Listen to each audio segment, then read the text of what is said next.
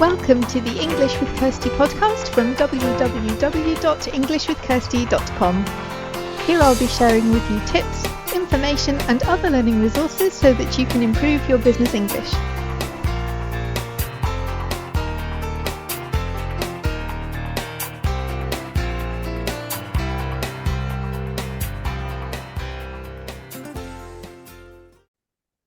Hi, everybody. So if you've just tuned in, you might be surprised that I am talking and not the real host of this podcast, Kirsty.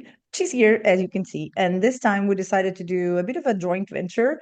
But the idea is for you guys to get to know her better. So she invited me to be a bit of an MC this time. And instead of me talking and talking, I'm just going to ask questions. So that's a new, refreshing role for me. And we'll see why she had this idea. So what's the story?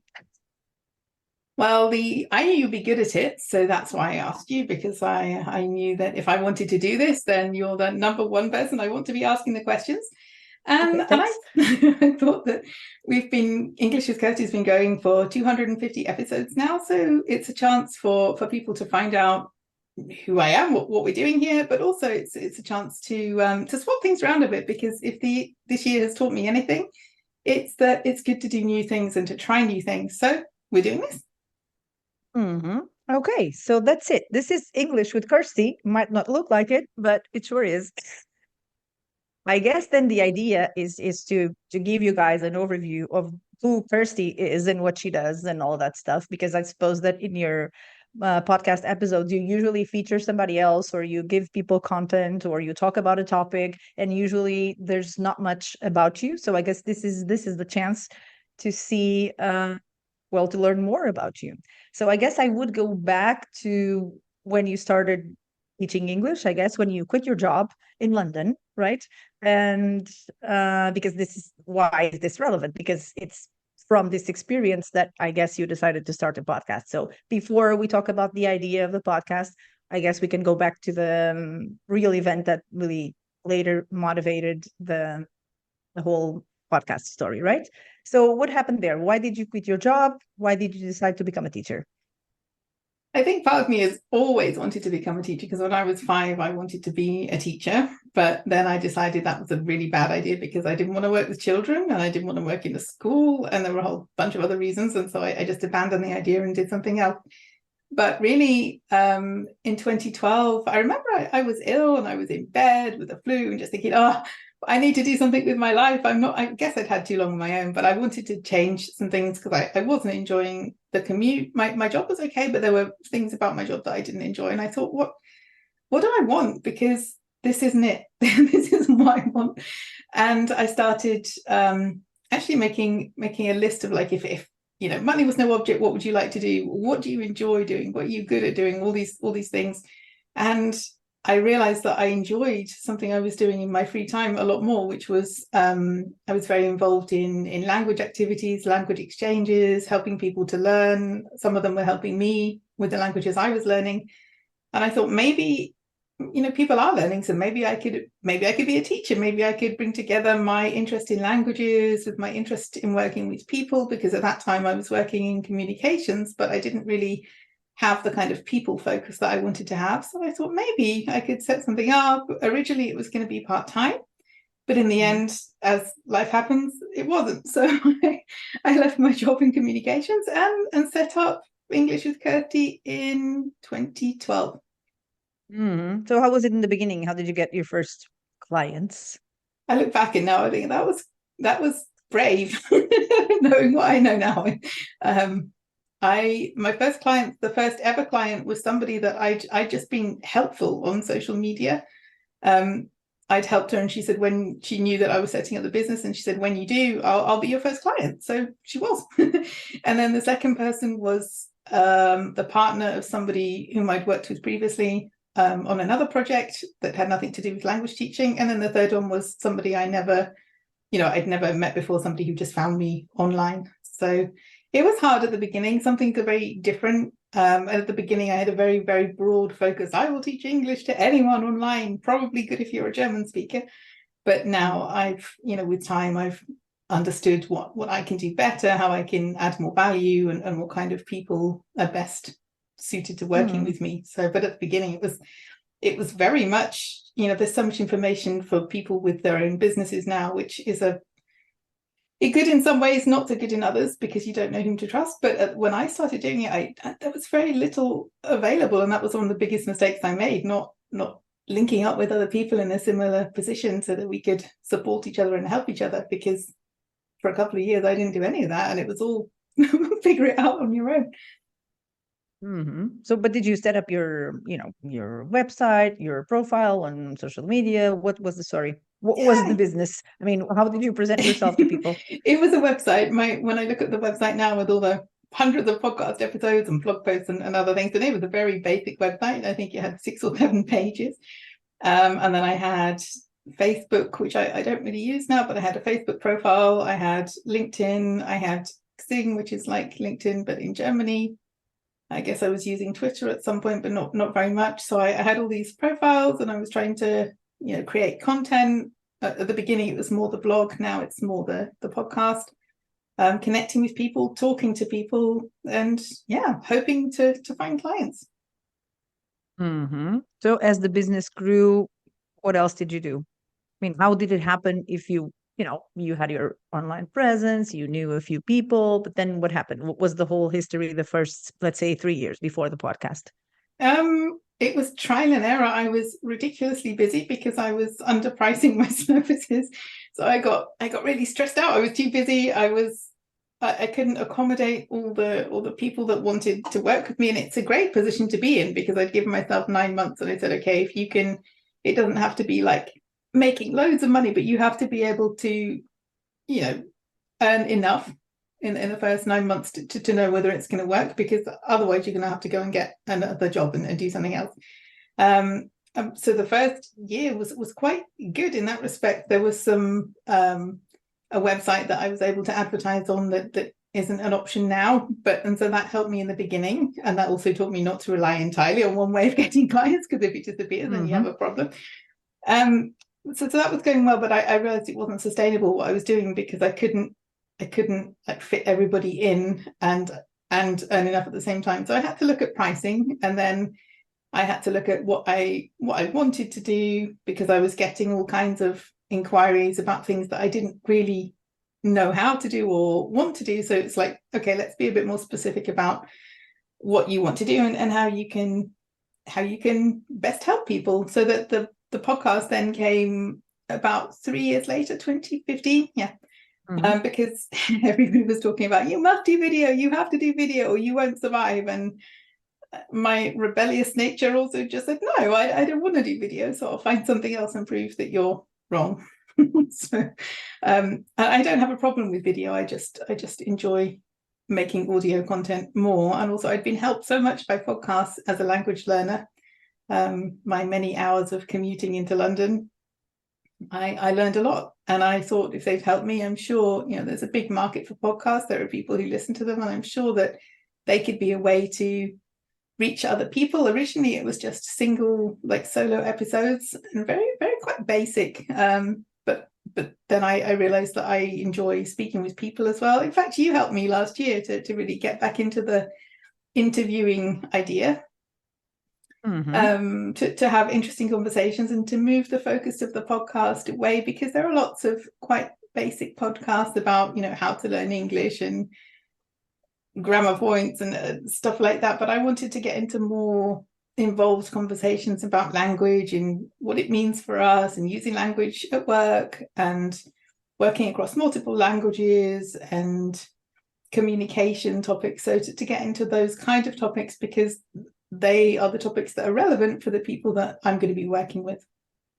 So what about the very beginning of everything? Like when you don't know the ins and outs of the very hard job of recording, and all that more brick and mortar new version, online version for creating a podcast, because it's not just talking into a microphone and everything happens by itself, right? So you have to set it up, you have to create the account, you have to do all of that. Right now, from my experience, obviously creating my podcast only a year and a half ago, everything was much easier, I suppose. But I can only imagine that 9 years ago, things were a little less easy, right? So I guess it was a little bit more complicated to get things going because there was not information, or at least the same information, the same amount of information you have these days. So how did that happen? I mean, how did you think of the more logistic related parts of the podcast? I think you grow with the tasks. Like originally, I wasn't just using my phone. I had a gaming headset which had quite a good microphone, but it wasn't the professional microphone that I have now. And I went through various different options for recording interviews. Some were not so good. I remember losing the whole interview with one of them, having to do it again.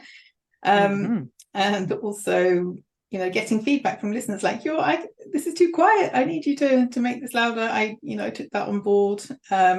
But I think the most important thing was not waiting for it to be perfect. It was just like, get something out that's a good enough quality and then build on that. And I think because if you worry too much, then you never get started. It's like, well, okay, I'm not so proud of episode 1 of the English with Kirsty podcast. It's still around on the internet, but it's, it's very basic. But we move. If we don't start, then we don't learn, we don't develop, and we don't progress. So I guess once I decided to do it, I was like, right, I need to get something out there, and then I can learn as I go.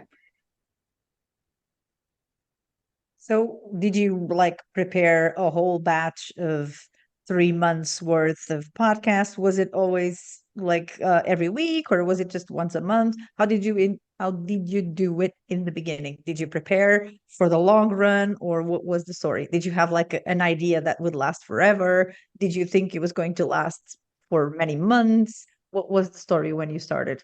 How well did you prepare? I think I prepared in that I had ideas for, 10 or something, maybe 15, so that I didn't start it and then run out of ideas and wish I hadn't started it. So I was planning for it to be a long-term project, but I didn't plan out loads of episodes in advance. And I think as I have continued with it, the longer I go, the less planning I do. I have a list of stuff that I want to talk about and some people that I want to talk to. But previously, especially the guest episodes, they had their list of questions, and these are the questions I'm going to ask, and this is what we're going to do. But now it's, if you insist, I'll give you 1 or 2 questions. I do want to know why somebody's coming on the podcast, so we have to agree on a reason for their being there, a topic. But past that, I prepare much less. And again, that's thanks to you, because I've seen what you do, and I've learned to be a lot less structured and go with the conversation, see where it goes. So I guess the more I do that, the less planning I do. With solo episodes, I have some notes, like bullet points, what I want to cover. But again, I think in the past I made much more comprehensive notes and work with those, whereas now I just have a few points so I don't forget what I want to include and go with that. So how long were you, a podcast hostess when you decided to actually invite the first guest? And who was this person? You never forget your first one, I suppose. Oh, I guess I did. I wasn't prepared for that question. I don't know who it was. I don't know. I hadn't been going for very long. I guess during the pandemic, I kind of lost my way with the podcast a bit. I started doing other things. So I had a few guests, and then I had a time where I wasn't publishing the episodes as regularly, because originally it was every week without fail. And for the last year or so, it has been pretty much that as well. But there was a time in the middle where I kind of lost my way with ideas and who can I talk to. And so you'll see a bigger gap, maybe 2017, 18, 19, around that time. And then but no, I don't remember who my first guest was. I always found it harder with guests because I don't know. I'd been doing a lot of solo episodes, and now it's gone the other way. I'm trying to get back to doing some more solo episodes, because all I've done is guest episodes, which are also really good. That's fun, and it's actually easier now to have an interesting conversation. But I think looking at the stats, looking at what people have asked me, then the listeners do appreciate both. So I want to try and get a bit more balance back into that. So what, after that moment of being more quiet and doing less episodes, what gave you the mojo to actually go back to the podcast and make it, more visible, more fluent, renewed, all sorts of Last things? year it was you, to be honest, because you got all this energy from starting your new project, and you were so like enthusiastic about being a podcaster, and it's great. And I was like, yeah, actually, it is great. And I've got to know a lot of new people recently through being more active on LinkedIn and being more involved in like the language community and meeting a lot of people that way. So I don't know, some of your enthusiasm rocked onto me, and I thought, yeah, this is. Wow. We have got something. I wasn't good here. expecting that to be the thing, right? That's what happens when you don't plan the questions. You find out things you didn't expect. Well, exactly. So this is like the rules that I have for my podcast. I asked Kirsty if I could apply them to hers, and this is why it's, as I always say, unprepared, unscripted, uncut, right? So therefore, unpredictable. This is what you get for inviting me, So then in the new wave of podcasting, then you remember, I'm sure, who was the first guest. So that was probably about a year and a half ago or so, right? I really don't know, because there's been loads. It's obviously the wrong question to ask. Because I didn't really stop. I guess I was just having it more kind of sporadically, and people come, and then I would do a few on my own. So it wasn't like a proper break. It was just that I guess I wasn't as inspired. I just didn't have the ideas, and then they started coming as I guess I started talking to people more, creating more consistent content. I guess I moved onto LinkedIn away from other platforms like Facebook, and then found that the conversations that I was interested in were happening on LinkedIn, and that then gave me the inspiration to look at some things from my daily life with my customers and what people are talking about on LinkedIn, and then through the new context that I had, then that gave me new ideas for new people to come on the podcast. And you have been back how many times now? 3? I don't know. This time it doesn't count. But I guess quite a few times. But the truth is that I know that in this year and a half we have been friends, and you have actually been a lot more interested than before, as far as I know, in whatever goes on in the translators department and community. So you kind of are getting now to a point you're in a bit of a hybrid position, because I know that you have brand new courses and programs that cater more towards specific publics. So I guess that would be interesting to talk about, because it's happening right now, right? So what happened? I know we started our networking events for language professionals, then that's how you got to meet a lot of people, and I guess that inspired you a little bit. And so I guess that because I have been looking at what you have been doing lately, and it's quite different from what it was when we first met, right? Yeah, So I was looking what has at some of inspired those all old these posts. changes? I think it's really realizing what I want to do, because there's a lot of people teaching English in the world, and whilst I can do a lot of things, I really enjoy doing some things more than other things. So I started to think about what I'm enjoying, and I noticed through the events that we're running, and through things that I've been reading on LinkedIn, that, for example, with translators who work with text, obviously, because that's their job, that there were a number of people who were saying that they had really good English skills, but they didn't have opportunities to speak. And as such, if they were asked to do a presentation, or to go to a networking event, or to go to a conference, that they didn't feel as confident using English when they were speaking as they would if they were reading or writing it. And I thought that would be a real opportunity to bring some people together then in the same position, so that they can support one another but also learn. So that's where the idea for the Speaking Skills for Freelance Translators course was born. That was the first of the new programs, which started at the beginning of this year. So 2 groups have been through the program already, and a third is being planned for September 2024, or third or more, because if we get a lot of people, then we'll need more than one group. So that's really for people who are translators, because I think it's good to bring people together in a similar situation. So the language pairs might be different, the type of translation might be different, but many of the topics are the same for people working as freelance translators. And it's nice for them, I think, sometimes because a lot of other business English courses parts of them are completely irrelevant because they're for people in companies. And if you're a freelancer, you're not in a company. So and obviously a lot of the work-related topics are going to be less relevant. So the course is for people in groups of 3 or 4 to come together and practice their speaking skills as an opportunity to present. We talk about social media, their presence, if they want to have any kind of social media presence in English, networking, meeting with others, creating content, working with clients. So a lot of different topics are covered there, and it's a way to give them the opportunity to have feedback about their English and to learn, but also to be working with people in a similar situation.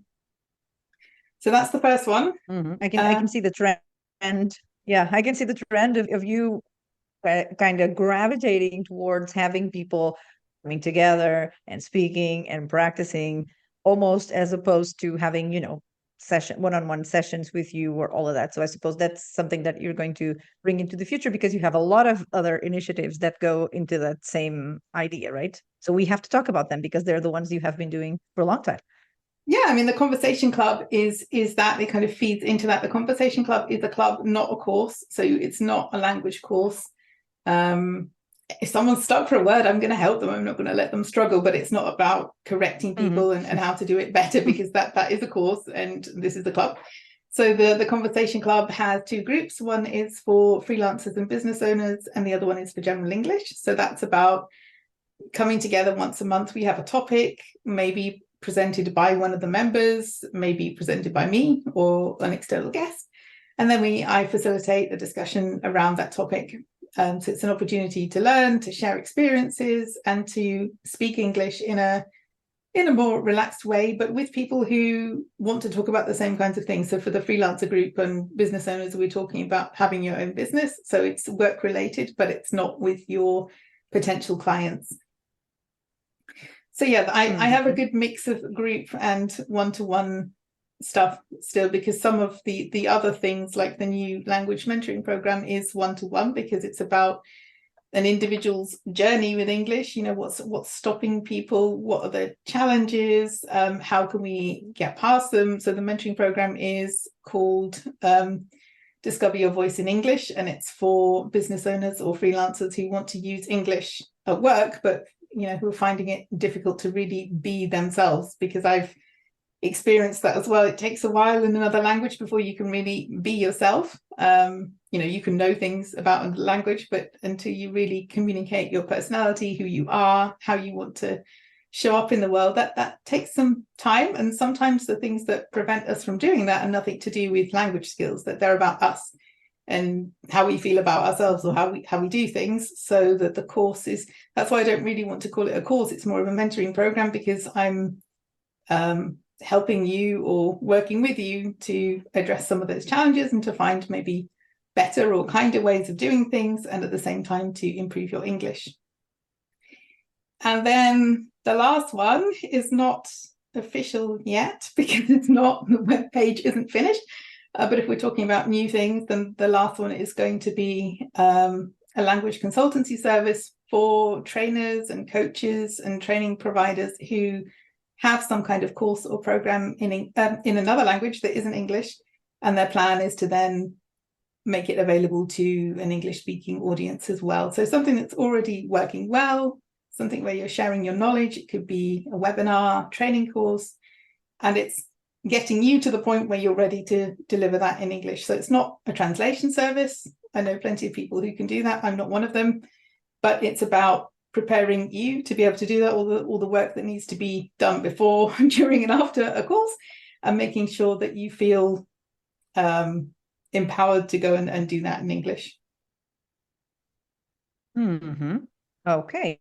So what's in the works for the podcast? I mean, from now until the near future, since there's all sorts of things going on. And I'm sure that whatever you do at work influences the podcast, whatever you do in the podcast influences work, right? That's the way it goes, because podcasts just become very personal, I guess, the way I see it, obviously. So Yeah. how does one influence the other? I think I tend to be more aware of people who are talking about similar topics to me. So we've just had a series of like 3 or 4 episodes about voice, because discover your voice in English. And so I've had a voice coach as well who does something very different to me. I'm not a voice coach, but some of the topics that we talked about were relevant to this topic. And then I've just had someone talking about brand voice, and then giving people an exercise to do about their voice. So I guess we may have more seasons. I hadn't really thought about this until you asked the question, but I can see it moving into more seasons of maybe 5 or 6, not seasons like a podcast, but topics, like groups of episodes about a certain topic, and then move on to another group of episodes about another topic. I think that would be a good thing to do as we, because I am very aware that there are different people groups listening to the podcast. And so I want to make sure that one group of episodes doesn't go on too long if it's not relevant to someone. But I think I've got lots of ideas for people that I want to bring in, and focusing a lot more on our message, how we show up, and being real, because there's so many people maybe on LinkedIn or on other parts of the internet telling us how we should be speaking, how we should show up. Some people like outsourcing everything to AI to be generated, which is very difficult to do that in a way that's convincing and sounds like you, especially if you're the face of your brand. And I think it's important to look at how we want others to hear us, because there isn't like a right way, but there is a right or a wrong way that feels good for us or doesn't. And there is a way that reflects who we are or doesn't. And for all of us, it's about finding how to do that in a way that feels authentic. Mm-hmm. Speaking about public, you just talked about the groups of people listen to the podcast. Who are these people? What kind of people do you think, groups of people, listen to English with Kirsty? What do you think? And have they evolved over the years, or do you think it's the same type of people, or the same person, as they say, that is tuning in to hear what you have to say? I think I'd like to know more about this. If you're listening to this, send me a message, podcast@englishwithkirsty.com, so that I can find out more about you, because I can see the statistics about, that it's in a number of countries, mainly across Europe, but also beyond. From the feedback I've got, I know that it's professionals who are interested in learning English. I know about the places, I go dog walking with people, and so people who are, a lot of people who are self-employed, but I think that's more recent, because that's the kind of circles that I've been moving in more, connecting with more people who are self-employed or freelancers or small business owners. So I think that reflects in how the listener demographics are changing a bit. I don't offer a lot of stuff about, studying, exams, how to learn English. So most of the people who are listening to the podcast, I think, already have a good level of English, because I don't speak extra slowly. I don't offer worksheets about words or things like that. It's normal conversations. And that was intentional, because when I used podcasts for language learning, unless it was right at the very beginning, I looked for content for speakers of English, because that's how people talk in real life. So I think that's what my listeners are doing too. So, and I have some English speakers, first language speakers, listening as well, because they want to learn other languages, and some of the things that we talk about are relevant if you're learning to speak another language as well.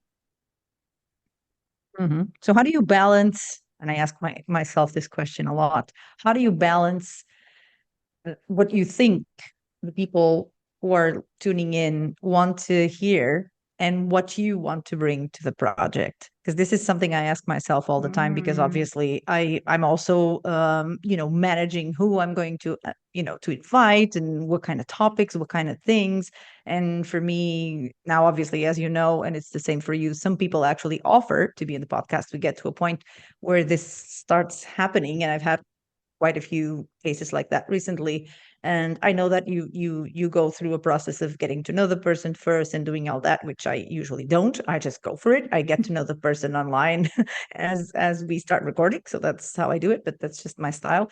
But how do you balance what you want to bring to the audience with what you think the vast majority of the people who tunes in wants to hear? You can't please everybody. I know that.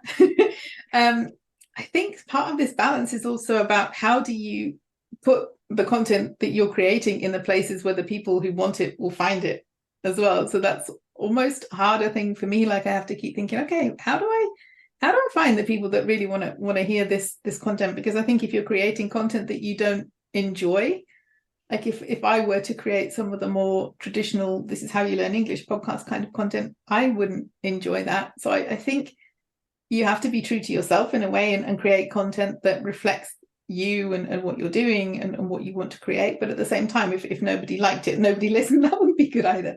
So I think it's good to be aware of where you want to go in a more general sense with the podcast. Like I do vet people, and if somebody comes on the podcast, I want to know what kind of value they're bringing, what kind of conversation we're going to have that will be useful for the listeners, because it's not just like a promotional opportunity for someone else. I want to make sure that the listeners get the value from that, because it's going out in my name. It's got my like English with Kirsty brand on it. I want to have something that I can feel proud of. So I have ideas about where I want to go with the podcast, but I'm also open to surprises. Like sometimes you just have to be open to a new idea. If I can see how it fits, I will go with it. And I do ask what kind of things people want to hear. Maybe I should do another poll on LinkedIn. Maybe it's time for that, because I haven't done it for a while. But I do ask either on the podcast or on social media, like, what do you enjoy most? What do you want to see more of? And so that can help. I think I had a survey a couple of years ago as well. And that can help in making the decisions about what you want to do next with the podcast. Yeah, it's quite complicated, that part, because it's like sometimes I feel like I really philosophically deeply believe that certain topic or someone should be on the podcast, and I just do it. I know I run my risks of not having anyone tuning in for that week. I guess it's worth the risk if you believe that it's something that is valuable for anyone who is listening. So I would say, though, I would listen to, like generally I would listen to things that I hadn't thought about, like for yours, because I regularly listen to yours. Then I would listen, even if it was a topic that I don't know anything about this, I wouldn't have looked for something on this. But so I think you have your core listener base who will come with you. But yeah, it's also like about the Sanskrit teachers, right? Yeah, no, in Portuguese. Because you can learn something new. It's good to learn something new. But you never know when people will come back to that. And I think that's what we can forget as content creators. Maybe not on the platforms where things move so fast that they disappear, but a podcast, I do see my stats, and I do see that sometimes people go further back in the list of podcast episodes to ones that I haven't completely forgotten, but like I hadn't thought of them for a while, and it's, people are listening to that. Well, that's cool.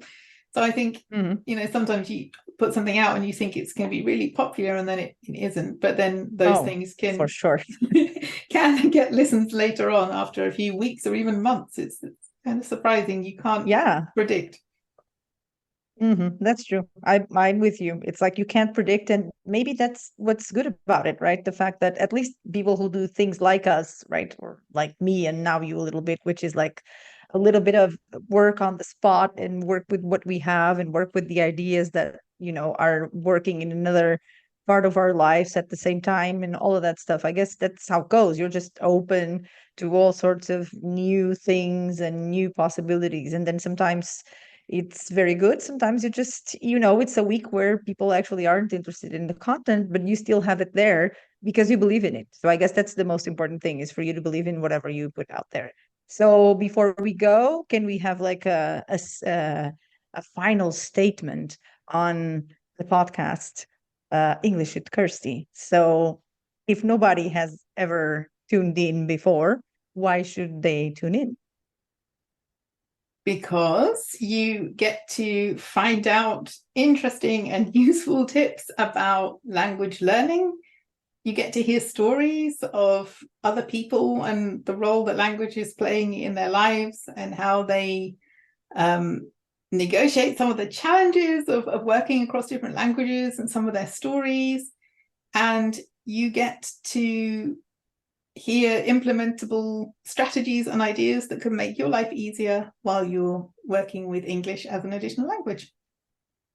Well, I like that. I know it wasn't prepared, so Nothing today. Sorry about the surprise. But yes, of course, that's how it works. I mean, we had it scheduled. That's enough, right? That's what. And we showed up. That's us.